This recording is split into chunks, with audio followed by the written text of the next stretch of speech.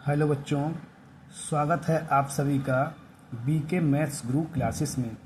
और इस क्लास में हम लोग पढ़ेंगे आज कूलाम का नियम।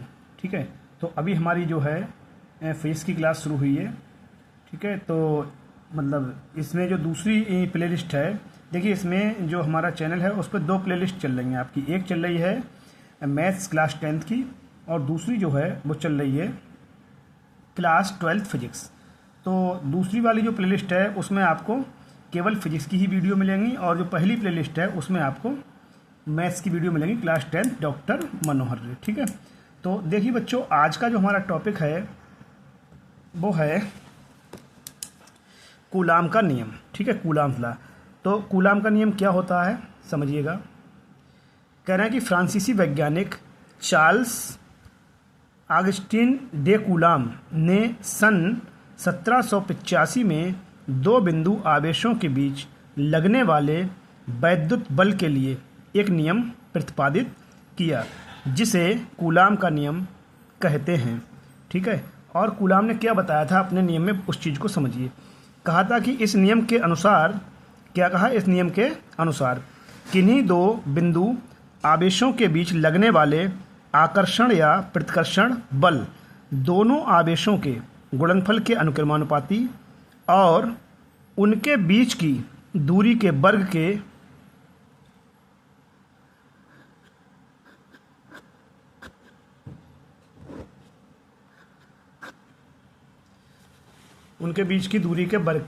व्युत्क्रमानुपाती होता है। ठीक है, क्या कहा था, ये कहा था कि दोनों आवेशों के गुणनफल के अनुक्रमानुपाती और उनके बीच की दूरी के वर्ग के व्युत्क्रमानुपाती होता है। तो देखिए बच्चों, जो बात कही है उस बात को हम समझते हैं। देखिए ये हमारा आवेश है Q1 और ये आवेश है Q2। तो दो आवेश हैं, एक Q1 है और दूसरा Q2 है। दोनों आवेश एक दूसरे से कितनी दूर रखे हैं? दोनों आवेश एक दूसरे से r दूरी पर रखे हैं। ठीक है, तो देखिए क्या है, चित्र में दो बिंदु आवेश एक दूसरे से r दूरी पर रखे हैं। तब कूलाम के नियम से, कूलाम का नियम क्या कहता था? कूलाम का नियम कहता था कि दो बिंदु आवेशों के बीच लगने वाला बल दोनों आवेशों के गुणनफल के अनुक्रमानुपाती, यानी कि जो F है ना वो अनुक्रमानुपाती है दोनों आवेशों के गुणनफल के, यानी कि F अनुक्रमानुपाती Q1 गुणा Q2 या Q1 इंटू Q2। ठीक, पहली बात ये हो गई। दूसरी बात में कहा तथा उनके बीच की दूरी के वर्ग के व्युत्क्रमानुपाती होता है। तो इन दोनों के बीच की दूरी है r, तो F अनुक्रमानुपाती 1/r²।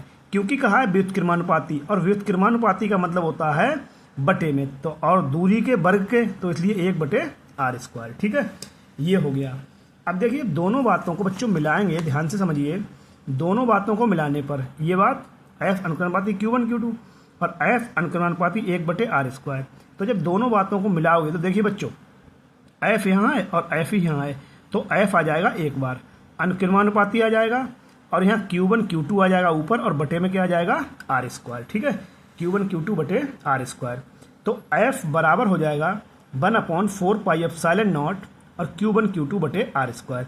जब ये अनुक्रमानुपाती का, देखिए जब ये अनुक्रमानुपाती का साइन हटाओगे तो यहाँ पर एक नियतांक आ जाएगा और नियतांक क्या होगा 1/4πε0 Q1 Q2 अपॉन r²। ठीक है, देखिए कहा है जहाँ 1/4πε0 एक नियतांक है, ये ε0 में यहाँ 0 रहता है। ठीक है बच्चों, 1/4πε0 एक नियतांक है जिसका मान कितना होता है 9 × 10⁹ न्यूटन मीटर स्क्वायर प्रति कूलाम स्क्वायर होता है। ठीक है, इसका मान जो है 1/4πε0 का, वो आपके जितने भी क्वेश्चंस होंगे बच्चों, सभी क्वेश्चंस में इसका मान लगाया करेंगे हम। तो एक बार इसका मान दोबारा से ध्यान से देख लेते हैं, कितना होता है 1/4πε0 का मान ये है बच्चों, कितना है 9 × 10⁹। मात्रक क्या होगा न्यूटन मीटर स्क्वायर प्रति कूलाम स्क्वायर। ठीक है, अब कह रहे हैं कि ε0 को निर्वात की वैद्युतशीलता कहते हैं। क्या?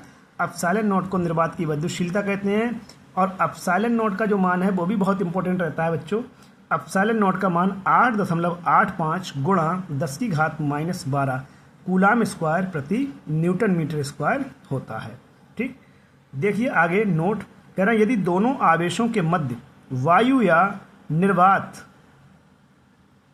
क्या हो, वायु या निर्वात के अतिरिक्त कोई अन्य कुचालक पदार्थ जैसे कांच है, मोम है, कागज़ है, तेल है आदि रख दें, इनमें से कोई सा पदार्थ अगर हम रख देंगे तो दोनों आवेशों के बीच वैद्युत बल, तो कितना बल लगेगा बच्चों, एफ एम, एम का मतलब यहाँ पर है मीडियम, बराबर 1/4 पाई एप्सिलॉन नॉट के इंटू Q1 Q2 बटे आर स्क्वायर।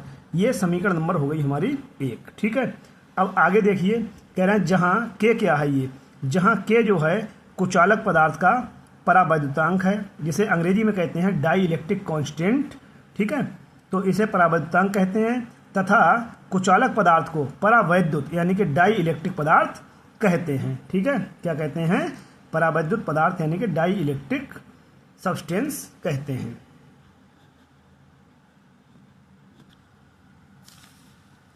वायु या निर्वात के लिए के का मान 1 होता है। कितना होता है बच्चों, चाहे तो वायु हो या निर्वात हो, निर्वात या वायु के लिए के का मान 1 होता है। ठीक है, अतः सभी माध्यमों के लिए के का मान 1 से अधिक तथा धातुओं के लिए अनंत होता है। ठीक है ना, ये कह रहे हैं कि अन्य कोई माध्यम है तो अन्य सभी माध्यमों के लिए के का मान जो है 1 से अधिक होगा, निर्वात या वायु के लिए 1 होगा। ध्यान से समझिए बच्चों, निर्वात या वायु के लिए के का मान 1 तथा अन्य सभी माध्यमों के लिए के का मान 1 से अधिक होता है। लेकिन अगर बात करें धातुओं की, तो धातुओं के लिए के का मान कितना होता है, अनंत। ये विकल्प में आता है कि धातुओं के लिए के का मान कितना होता है, तो बच्चों अनंत होता है। ठीक है, आगे देखिए, तो एफ एम बराबर 1/k बाहर निकाल लेंगे और 1/4 pi epsilon not Q1 Q2 upon R square, क्योंकि ये के यहाँ पर था ना बच्चों, 1/4 पाई एप्सिलॉन इंटू के था यहाँ, तो के को बाहर निकाल दिया, तो देखो 1/k ये रहा, और ये 1/4 pi epsilon not Q1 Q2 बटे आर स्क्वायर, ये क्या होता है बच्चों, ये होता है एफ, कूलाम के नियम से, तो 1/k इंटू एफ। ठीक है, तो देखो इससे क्या रिलेट हुआ, इससे क्या हमें समझ में आया, ध्यान से समझेंगे। एफ एम का मान 1/k इंटू एफ आ गया, यानी कि माध्यम में जो बल होता है वो कितना होता है, माध्यम में जो बल होता है वो निर्वात में या वायु में जो बल है उसका कितना होता है, 1/k गुना। कह रहे हैं अतः, कह रहे हैं यदि आवेशों के बीच का माध्यम वायु या निर्वात के स्थान पर परावैद्युतांक के वाला माध्यम हो, मतलब वायु या निर्वात के स्थान पर क्या कर दिया, परावैद्युतांक के वाला कोई माध्यम रख दिया, तो उनके बीच कार्यरत बल कितना हो जाएगा, 1/k हो जाएगा। कितना हो जाएगा, निर्वात में जो बल होगा, मीडियम में जो बल होगा वो नॉर्मल बल का 1/k गुना होगा। ठीक है, तो ये भी कभी कभी एक ऑब्जेक्टिव टाइप के क्वेश्चन में आता रहता है हमारा, कि एफ एम जो मीडियम में बल है वो 1/k इंटू एफ होता है। ध्यान रखना, ऑब्जेक्टिव में आए, कभी कभी लिखा होता है F/k। ठीक है बच्चों, क्या लिखा होता है, F/k, तो थोड़ा सा ध्यान रखिएगा। अब आगे देखते हैं, चलिए इसको, अगला हमारा जो टॉपिक है वो है परावैद्युतांक अथवा आपेक्षिक वैद्युतशीलता। परावैद्युतांक किसे कहते हैं या आपेक्षिक वैद्युतशीलता किसे कहते हैं। ठीक है, डाई इलेक्ट्रिक कॉन्स्टेंट और रिलेटिव परमिटिविटी। तो देखो कह रहे हैं कि दो स्थिर बिंदु आवेशों के बीच, क्या, दो स्थिर बिंदु आवेशों के बीच कार्यरत वैद्युत बल, क्या है, दो स्थिर बिंदु आवेशों के बीच कार्यरत मतलब कार्य करने वाला स्थिर वैद्युत बल वायु या निर्वात में, वायु या निर्वात में एफ क्या होता है बच्चों, 1/4 pi epsilon not into Q1 Q2 बटे आर स्क्वायर होता है। ठीक है, अब देखिए आगे, 1/4 pi epsilon not into Q1 Q2 बटे आर स्क्वायर होता है बल। अब कह रहे हैं के परावैद्युतांक माध्यम में, अगर माध्यम परावैद्युतांक का जो कितना है के है, तो एफ की जगह एफ एम हो जाएगा, और बराबर क्या हो जाएगा, 1/4 पाई एप्सिलॉन नॉट के आ जाएगा यहाँ पर। ठीक है, और Q1 Q2 बटे आर स्क्वायर। तो आगे देखेंगे, अगर हम एफ को एफ एम से भाग करेंगे, देखिए एफ को अगर हम भाग करेंगे किससे, एफ एम से, मतलब एफ और भाग एफ एम, एफ बटे एफ एम बराबर, तो ये वाली चीज़ ऊपर आ जाएगी और ये वाली चीज़ जो है वो नीचे आ जाएगी। तो 1/4 पाई एप्सिलॉन नॉट से 1/4 पाई एप्सिलॉन नॉट कैंसिल, और ये पूरी चीज़ से ये पूरी चीज़ कैंसिल, ऊपर से बचेगा 1 और नीचे से क्या बचेगा बच्चों, नीचे से बचेगा 1/k। ठीक है, तो देखिएगा ये हमारा F/m बराबर 1 और अपॉन, सॉरी, ये 1/FM और बराबर 1 क्या हो जाएगा 1/K और पलट के K कहाँ पहुँचेगा ऊपर, तो F/FM बराबर क्या हो जाएगा K।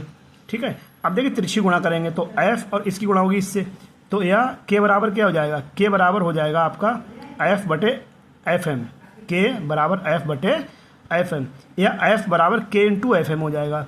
तो ये भी कह सकते हैं जो नॉर्मल फोर्स है हमारा वो मीडियम में माध्यम में जो फोर्स है उसका K गुना हो जाएगा। ठीक है, अच्छा अब देखिए कह रहे हैं कि अतः वायु में दो स्थिर बिंदु आवेशों के बीच लगने वाले बल तथा K परावैद्युतांक वाले माध्यम में दो बिंदु आवेशों के बीच लगने वाले बल, मतलब जो कूलाम के नियम से बल लगता है, ठीक है, के अनुपात को क्या कहते हैं, माध्यम का परावैद्युतांक या आपेक्षिक वैद्युतशीलता कहते हैं। क्या बढ़िया बात बताइए, देखिए के बराबर F/FM है ना, तो दो बिंदु आवेशों के बीच निर्वात या वायु में लगने वाला बल और किसी माध्यम में लगने वाले बल के अनुपात को क्या कहते हैं, अनुपात को हम कहते हैं माध्यम का परावैद्युतांक या वैद्युतशीलता। ठीक है, तो एक तो ये बात हो गई। अब दूसरी समझिए, दूसरी जो है वो आपकी आती है परिभाषा थोड़ी सी सॉलिड और छोटी परिभाषा।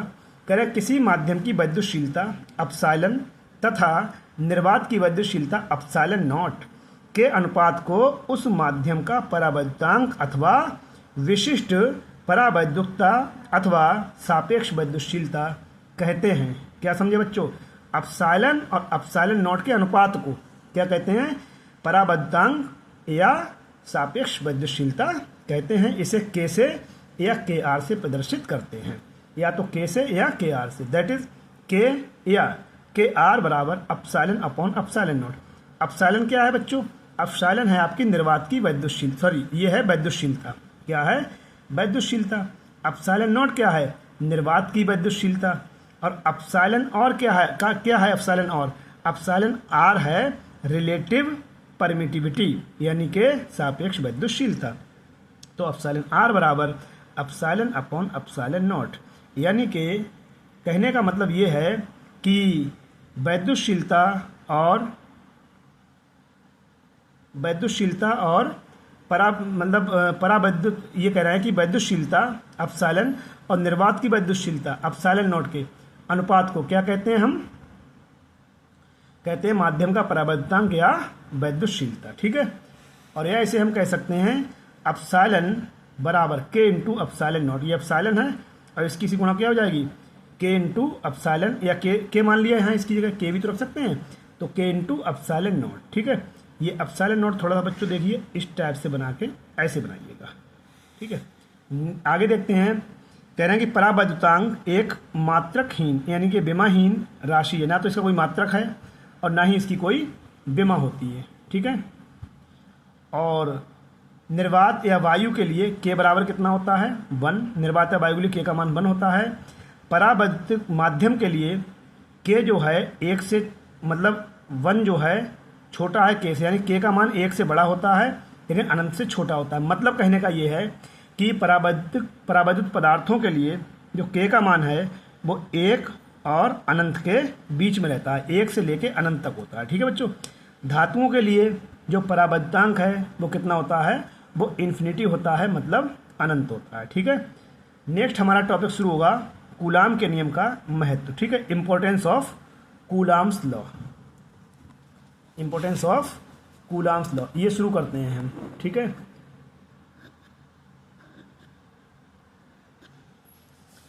देखिए कूलाम का नियम जो है वो बहुत बड़ी दूरियों से लेकर बहुत छोटी दूरियों के लिए सत्य है। मतलब ये है कूलाम के नियम का बच्चों ये महत्व है कि कूलाम का नियम बहुत बड़ी बड़ी दूरियों के लिए तो लागू होता ही होता है, छोटी दूरियों के लिए भी ये नियम सत्य होता है। ठीक है, दूसरा है परमाणवीय दूरियों, सही है, परमाणवीय दूरियों यानी कि जैसे कि 10⁻11 मीटर और नाभिकीय दूरियों जैसे 10⁻15 मीटर पर भी ये नियम लागू हो जाता है। मतलब कहने का ये है कि बहुत छोटी से छोटी दूरियों के लिए और बहुत बड़ी से बड़ी दूरियों के लिए कूलाम का नियम लागू होता है। तो आप देखिए बच्चों 2 पॉइंट लिख देंगे महत्व में, पहला लिख देंगे कूलाम का नियम बहुत छोटी दूरियों के लिए और बहुत बड़ी दूरियों के लिए सत्य होता है।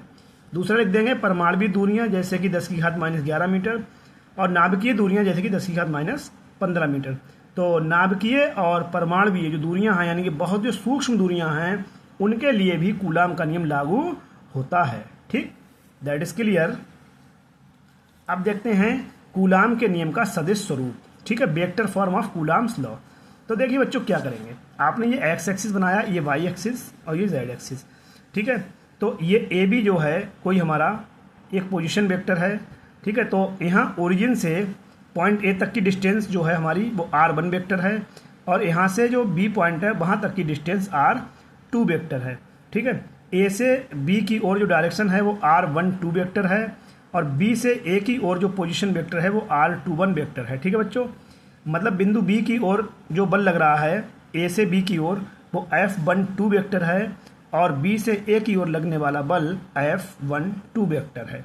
ठीक है, तो अब देखते हैं, कह रहे हैं चित्र में दो बिंदु आवेश Q1 व Q2 किसी निर्देश फ्रेम में स्थित हैं। अब बात करते हैं दो बिंदु आवेश Q1 व Q2। तो यहाँ पर बच्चों Q1 लिख लेंगे और यहाँ पर क्या लिख लेंगे, Q2। यहाँ Q1 होगा और यहाँ पर होगा Q2। ठीक है, तो Q1 और Q2 क्या हैं, निर्देश फ्रेम में स्थित दो बिंदु हैं जिनके मूल बिंदु O के सापेक्ष स्थिति सदिश क्रमशः R1 वेक्टर व R2 वेक्टर हैं। मतलब कहने का ये है कि यहाँ पर जो पॉइंट है आपका Q1, क्या है पॉइंट Q1, और यहाँ पर पॉइंट है आपका Q2।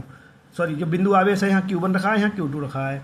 ठीक है, तो बिंदु O के सापेक्ष इनके स्थिति सदिश क्या हुआ है, R1 वेक्टर और R2 वेक्टर। मतलब कहने का ये है कि O के सापेक्ष जो Q1 का स्थिति सदिश है वो R1 है, और Q2 का स्थिति सदिश है R2 वेक्टर। ठीक है, तो अब देखिए Q1 पर Q2 के कारण लगने वाला बल, ये बच्चों देखो, ये है हमारा Q1, और Q1 पे Q2 के कारण लगने वाला बल, Q2 की वजह से Q1 पे जो बल लगेगा इधर के लिए लगेगा, वो क्या होगा, F12 वेक्टर। क्या होगा बच्चों, F12 वेक्टर। तो देखिए जो F12 वेक्टर है वो क्या होगा, 1/4 pi epsilon not Q1 Q2 upon R21 का मॉड और इसका स्क्वायर। ये क्यों आया बच्चों, देखो जो Q1 से Q2 की तरह जो है वेक्टर वो कितना R21 वेक्टर है। ठीक है, तो ये आएगा, और इनटू ये आया R21 यूनिट वेक्टर।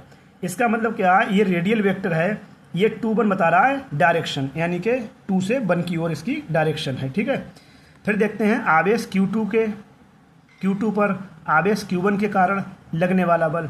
तो जो आवेश Q2 है उस पर Q1 के कारण लगने वाला जो बल है वो कितना होगा, देखिए आगे, ये बल जो है आपका वो होगा F21 वेक्टर बराबर क्या हो जाएगा, 1/4 पाई एप्सिलॉन नॉट, और क्या हो जाएगा Q1 Q2 अपॉन ये हो जाएगा R12 का मॉड। क्यों, क्योंकि जो मतलब 1 से 2 की ओर जो डायरेक्शन है वो क्या है, ये है आपकी R12 वेक्टर, और R12 यूनिट वेक्टर, इसका मतलब ये है कि 1 से 2 की ओर इसकी डायरेक्शन है। ठीक है बच्चों, कह रहे हैं it can be written as, इसे ऐसे भी लिख सकते हैं F21 वेक्टर बराबर, अगर बच्चों इसको 1-2 को आप 2-1 करोगे, क्योंकि पिछली इक्वेशन में 2-1 है, तो जब 2 पहले 1 बाद में करोगे तो क्या हुआ, डायरेक्शन जब चेंज होगी तो यहाँ माइनस आ जाएगा, तो माइनस पहले लगा लिया, 1/4 pi epsilon not Q1 Q2 upon क्या हो गया, ये R12 को लिखा R21 का मॉड का स्क्वायर। तो इससे तो कोई फर्क नहीं पड़ेगा, बट ये जो चेंज करोगे डायरेक्शन आप 2-1 करोगे ना, तो इसकी वजह से यहाँ पर क्या आ गया, माइनस आ गया, और ये बन गई हमारी समीकरण नंबर 2। ठीक है, तो देखिए समीकरण 1 और 2 से क्या होगा, F21 वेक्टर ये बराबर ये पूरी चीज़ जो है ये समीकरण 1 में हमारा क्या था, F12 वेक्टर था, ये वाली चीज़। ठीक है, ये वाली चीज़ थी ना पूरी, F12 वेक्टर थी ये वाली चीज़।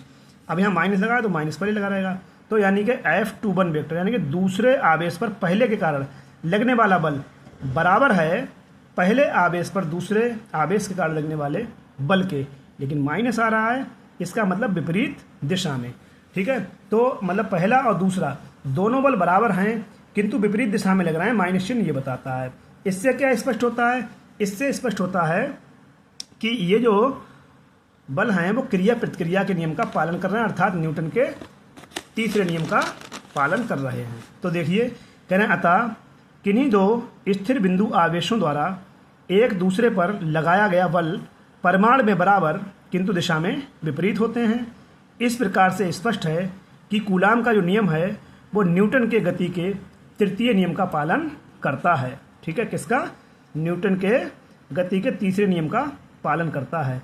ठीक है, तो आशा करता हूँ कि बच्चों आपको ये जो है आज की क्लास जो है अच्छे से समझ में आ गई होगी, और आगे जो है हम लोग पढ़ेंगे कूलाम के नियम के सदिश स्वरूप का महत्व। चलिए ये एक टॉपिक हम लोग और डिस्कस करते हैं, उसके बाद देखते हैं आगे की। कह रहे हैं 2 बिंदु आवेशों के बीच लगने वाला बल, सही है, उन्हें मिलाने वाली रेखा के अनुदिश लगता है, अतः ये बल एक केंद्रीय बल है। क्या है? एक केंद्रीय बल होता है। ठीक है, दूसरा है 2 बिंदु आवेशों द्वारा एक दूसरे पर लगाया गया वैद्युत बल परिमाण में परस्पर बराबर तथा दिशा में विपरीत होता है, जो कि कूलाम के नियम का सदिश स्वरूप ये कहता है कि F12 वेक्टर बराबर क्या होता है? F माइनस का 2 इसका मतलब दोनों बल बराबर होते हैं बट विपरीत दिशा में कार्य करते हैं। ठीक है, तो ये लिखा है कूलाम के नियम लागू होने की शर्तें। तो आपको मालूम है कूलाम के नियम की लागू होने की शर्तें क्या हैं।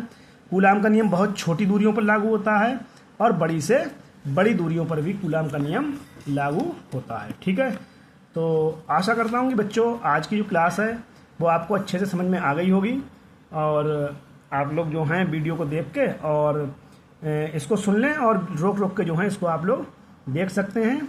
और जिन लोगों ने अभी तक चैनल को सब्सक्राइब नहीं किया है वो लोग प्लीज़ चैनल को सब्सक्राइब कर दीजिए, लाइक कर दीजिए, अपने दोस्तों के लिए शेयर कर दीजिए। ठीक है, thank you for watching. Thank you बच्चों।